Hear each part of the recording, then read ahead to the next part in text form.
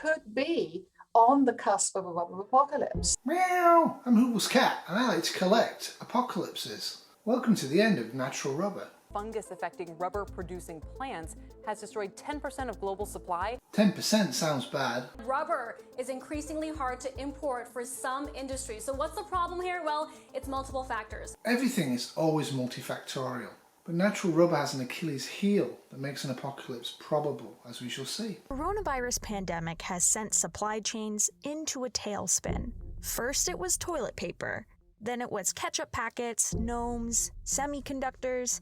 Now it's rubber. Multiple factors are leading to a major rubber shortage around the world. This could be getting a lot worse.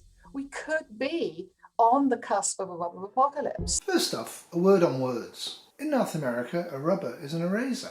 In the United Kingdom, a rubber is a rubber. It's also a slang term for condom, i.e. get a packet of Johnnies or get a packet of rubber Johnnies. But a rubber apocalypse?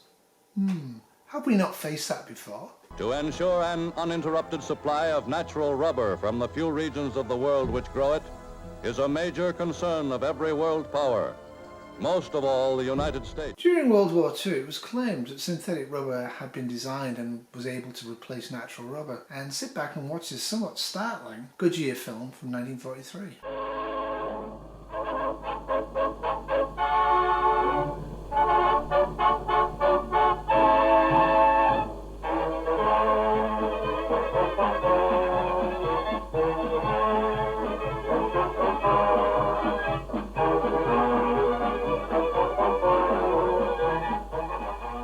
This is the story of synthetic rubber, the story of one of the greatest achievements of mankind, the story of how conscientious chemists worked days and nights and years to create in the laboratory a material so much like natural rubber that it can be used successfully for almost every product formerly made of real rubber. Which wasn't true then and isn't true now. By the way, an economic system that precludes over half its population from research science just because of their gender really isn't a great system. It looked as though our national transportation system would collapse from lack of enough natural rubber for tires. Hence the worry when Japan cut off America's supply of natural rubber in retaliation for the oil embargo America placed on Japan for Japan's aggression in China. This of course led to America entering World War II about 3 years or so too late. The material in this sheet of rubber started out in a tree, thousands of miles away, tapped by a half-naked native in the Far East. Yes, well, whatever, it does remain the case that small holders remain at the mercy of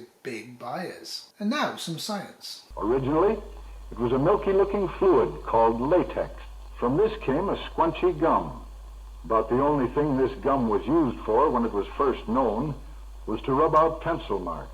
That's how it got its name, rubber. Hold on, that is completely totally untrue. 1788 was the first recorded use of the term Indian rubber, but pock to pock had been played for many centuries before this. However, it wasn't played by white people, was it?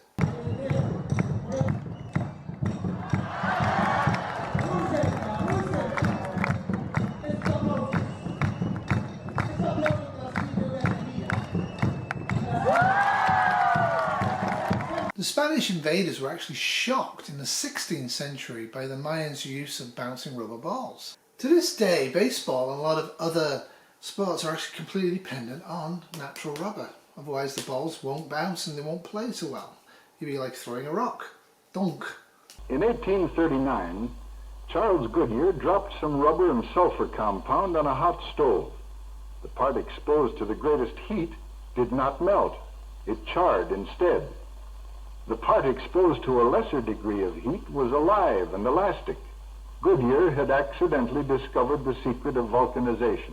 We Americans came to use more rubber than all the rest of the world put together. That's no longer true. China is now the biggest consumer of natural rubber. But what on earth was the point of Mrs. Goodyear in this film? However, globally, Indonesia and Thailand are the two critical producers of natural rubber. Of course, we had to bring most of it thousands of miles across the seas.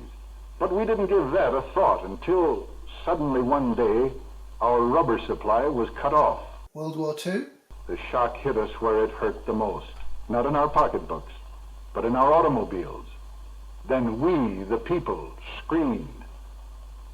We have to have rubber for tires. Can't we get more from South America? What about synthetic rubber? Can't they make tires out of that?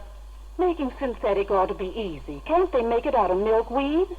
Milkweed, goldenrod, plants like these are not sources of synthetic rubber. Okay, but not being able to drive anyway was a bit of a thing in World War II because there was oil rationing and also tyres were very, very hard to get for normal people. This actually was more about producing rubber tyres for airplanes and trucks in the armed forces to fight the war.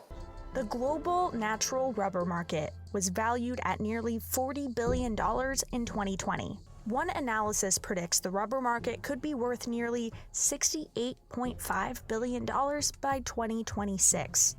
Rubber is a critical raw material. Just think, anytime you're going anywhere, by car, plane, or even by foot, you're using rubber. But rubber is also used in your personal protective equipment, like gloves and masks, like the elastics that stretch behind your ears. Plus, it's used in literal rubber bands.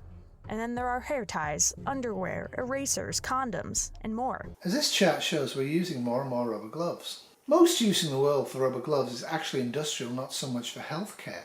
That's a bit of a surprise to most people. However, I suspect the consumption of rubber gloves in 2020, 2021 and 2022 has been an awful lot higher than predicted. I don't know why, there may have been a reason for this.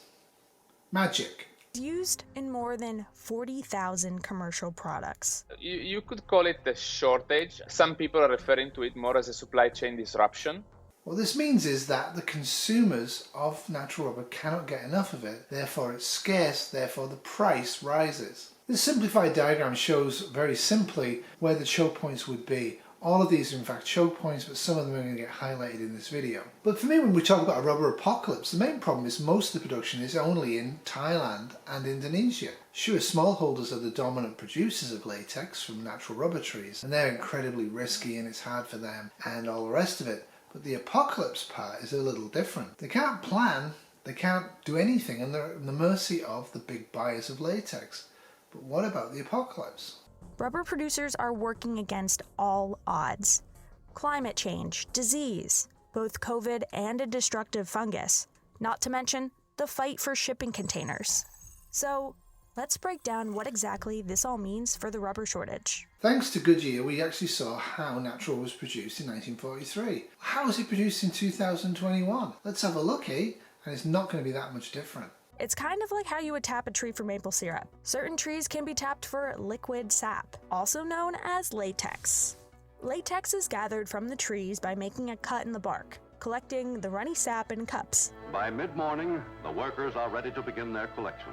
It's called the Hevea brasiliensis, and as the name suggests, is a tree that is originary of South America. Ammonia is added to keep the sap from solidifying. Then acid is added in a process called coagulation to extract the rubber. A few hours later, the mixture goes through rollers to remove excess water, then layers of rubber are hung over racks to dry for a couple of days before being folded into bales for processing. Make no mistake, our entire economy and civilization is dependent on the supply of natural rubber. Synthetic rubber simply won't function for some of the uses of natural rubber that are critical. There are synthetic rubbers, America's synthetic rubber problem nears a solution. but sometimes it can't be swapped out for the real thing because of natural rubber's particular properties. Take airplane tires as an example. Gotta be 100% natural rubber. And most natural rubber doesn't come from the US, not even North America. In fact, most of the world's natural rubber, 90% of it, comes from Southeast Asia, Thailand specifically, the largest producer.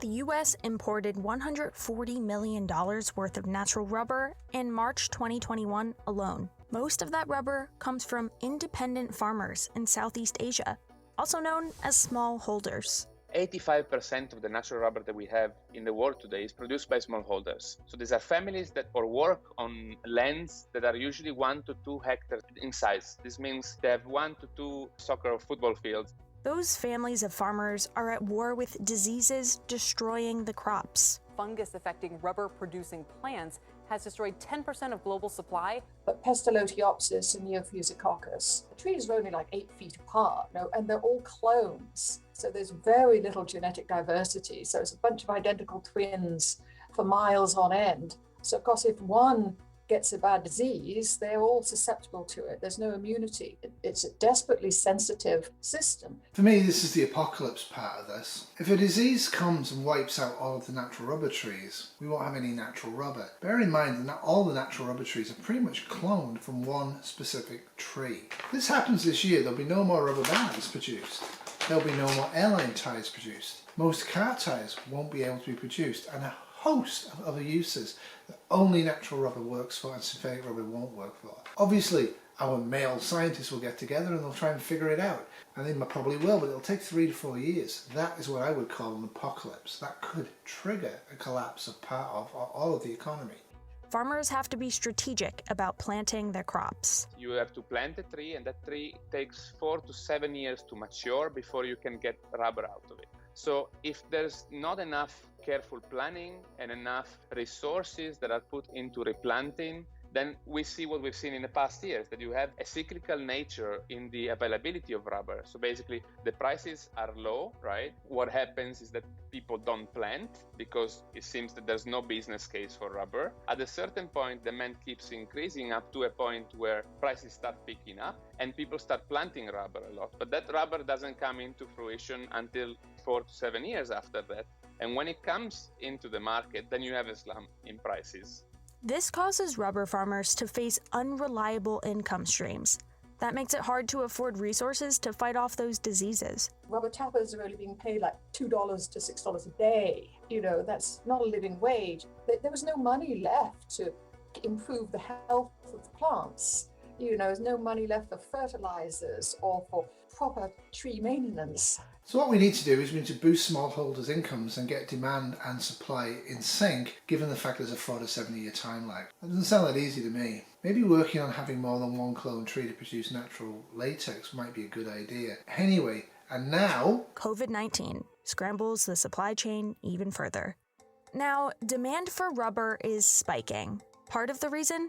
Car tires. So tires is by far the largest consumer of natural rubber. But what really matters is how much are people using tires, with food deliveries and, well, not just food, but goods in general, we are using tires more and more. Manufacturers have told CNBC that they haven't been affected yet. She uses the term yet quite clearly, but when you listen to what's about to happen, the people who are actually dependent on natural rubber in the industry are not that bothered, and they don't think it's going to happen to them. Tire maker Goodyear telling CNBC, we are not currently experiencing supply limitations.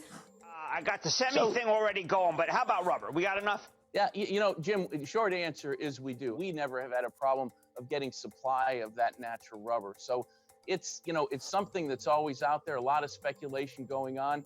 I can never say never about something that could happen to Southeast Asian rubber trees. That we haven't been affected by this obviously very, very difficult overall global supply chain disruption. As the second clip mentions, unless there's a disease that wipes out all of the Indian rubber trees, and that could easily happen because they're a cloned tree, there might be shortages, but there won't be an apocalypse. And now shipping containers are hard to come by. We're hearing that rubber is increasingly hard to import for some industries. So what's the problem here? Well, it's multiple factors. A lack of shipping containers, bottleneck caused by the Suez Canal, and a recent surge in demand from end users. Supply chains are very much at capacity at the moment during COVID. The sheer fact that because people are at home and the way the things are working, the shipment of goods has increased. I personally think home deliveries are going to continue at a high level. I think people have kind of lost heart in terms of going out and spending 4 or 5 hours shopping for stuff when they can just look online and order it and it magically appears. There's a whole host of social and economic and environmental problems with that, which I'm not going to get into in this video, but I do think it's probable that they're going to continue. However, a severe economic recession could reverse that, and of course the future is entirely unknown. And since most rubber comes from Thailand, 15,000 miles away, the shipping delays have caused businesses to find alternative routes. Consumers who buy direct in Southeast Asia have been utilizing air transport to bring natural rubber those 15,000 miles from Southeast Asia to the United States. Plus, supply problems can be traced to processing plants, which are also known as OEMs, original equipment manufacturers. Some OEMs shut down due to COVID outbreaks. Consumer element of the business, especially because of the OEMs, of course, shutting down significantly in 2020, but that's also bouncing back quite well. Yep, as COVID recedes, are human beings smart enough to avoid OEM problems for the next pandemic? Bearing in mind we have an influenza pandemic roughly every 100 years, and we had the last one in 1918, and it's now 2022. Now, industrial companies are thinking about rubber innovation. I think our goal also in the mid and long term is to continue to invest in technology, also to put in parallel other way of synthetic rubber or other ways of really coping with some potential disruption. We seem to be quite literally back in the 1940s here. Of all critical and strategic materials, rubber is the one which presents the greatest threat to the safety of our nation. So why not make better synthetic rubber? We can't. Dr. Cornish at Ohio State University is developing rubber from plants. She's still 2 to 3 years away from getting this to market. Turns out rubber is harvestable from dandelions. Just broke that root. You see the latex coming out of the roots there? System that I developed at university, where you can grow the dandelions hydroponically, cut the roots off, grow them back down, cut them off, grow them back down, cut them off. And you get a very highly productive system for rubber production. But for the US to be a real rubber player, it'll take a lot of time, commitment, and cash. Somebody has to come up with the money to build that vertical farm. How much does it cost for one farm? And those things really expensive. It's like $1 billion for a 10-acre farm, vertical farm with 12 layers. Billion per farm? Perhaps it might be better to improve natural diversity of Indian rubber trees and improve the income of smallholders and do a few other things that might help prevent disease in natural rubber trees. Probably going to be cheaper. There also needs to be processing plants. And Cornish says it'll take a $40 million investment to make that first processing plant. The US, and the rest of the world for that matter, will stay dependent on Southeast Asia for natural rubber. To me, and I don't know these things, I would think a $40 million plant would be a strategic investment that America, maybe part of Canada, we might want to consider doing, if only to process small amounts of rubber so we actually have a plant here in case we need to make our own rubber from natural rubber supply. Well, there you go. The natural rubber apocalypse will not happen unless something happens to the clone tree that most of the natural rubber is got from. They're working on using Russian dandelions and a few other things to try and produce a natural alternative to tree, but they haven't got it yet and they're a long way off it. And synthetic is not able to replace, and there's been a lot of money and research spent on it, all of the use of natural rubber. We are dependent on natural rubber. Let's hope nothing happens to the trees. My final message to you is, reuse your rubbers. Toodles. This has been Rubbing a Tiny Top Productions 2022.